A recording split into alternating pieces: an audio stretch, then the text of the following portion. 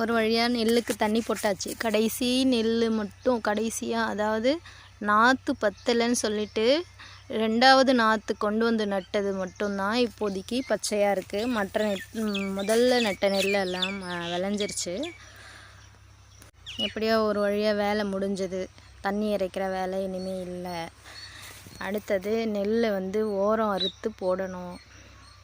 நெல்லை அறுக்கிறதுக்குள்ளார வந்துடுவேன், எப்படி இருந்தாலும் நீ கொஞ்சம்தானே நின்று செய்ய, பார்த்துக்கோ அப்படின்னு சொல்லிக்கிட்டே இருந்தார். நெல்லும் விளைஞ்சிருச்சு. ஆனால் அவர் வர மாதிரி தெரியல. அவர் இப்போதைக்கு வரவும் போகிறதில்ல. வீட்டில் இருக்க குடும்ப உறுப்பினர்களுடைய உதவியை கொண்டே மீதி வேலையும் முடிவடையும் என்று எதிர்பார்க்கப்படுகிறது.